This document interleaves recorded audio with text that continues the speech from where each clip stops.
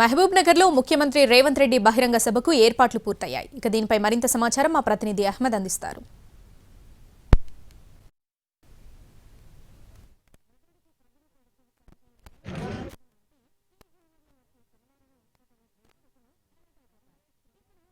ఏడాది పూర్తి చేసుకున్న సందర్భంగా పాలమూరులో నిర్వహించేటువంటి రైతుల పండగ ముగింపు కార్యక్రమానికి ముఖ్యమంత్రి రేవంత్ రెడ్డి రానున్నారు. దీనికి సంబంధించినటువంటి ఏర్పాట్లు పూర్తయ్యాయి.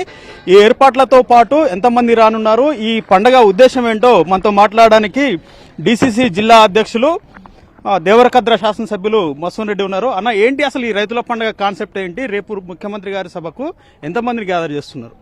మేము ఏడాది కాలం పూర్తయిన సందర్భంగా ముఖ్యంగా ఈరోజు రైతులను రాజు చేయాలనే ఆలోచనతోన మేము ముందు నుంచి కూడా ఒక ప్రణాళిక ప్రకారం ముందుకెళ్తా ఉన్నాం. ఈ రాష్ట్రంలో రైతులను గత ప్రభుత్వం పూర్తిగా నిర్లక్ష్యానికి గురి చేసింది.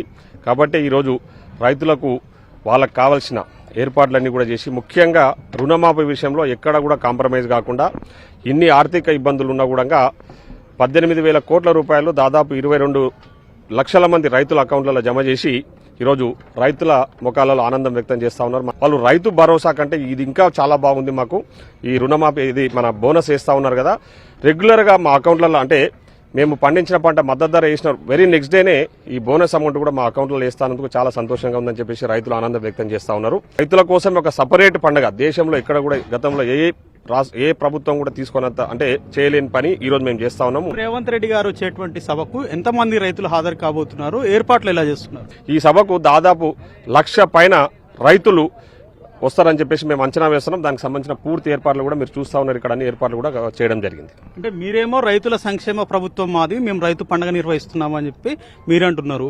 మీ విపక్ష పార్టీలేమో కాంగ్రెస్ 1 సంవత్సర పాలనలో రైతులకు ఒరిగింది ఏమీ లేదు, రుణమాఫీ పూర్తి స్థాయిలో అమలు కాలేదు, రైతు భరోసా సంగతి ఏంటని ప్రశ్నిస్తున్నారు. ఏ సమాధానం చెప్పారు? ఈ రోజు రాష్ట్రంలో ఉన్న ఏదైతే ప్రతిపక్ష పార్టీలు ఉన్నాయో ఆ ప్రతిపక్ష పార్టీలు చేస్తున్న ఆరోపణలను కూడా అవాస్తవాలు.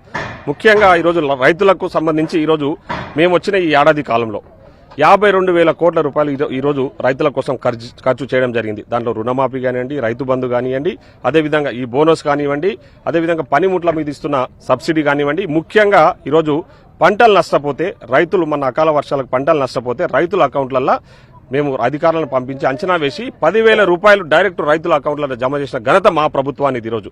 సందీప్తో హైమాద్, ఎన్టీవీ, భూత్పూర్.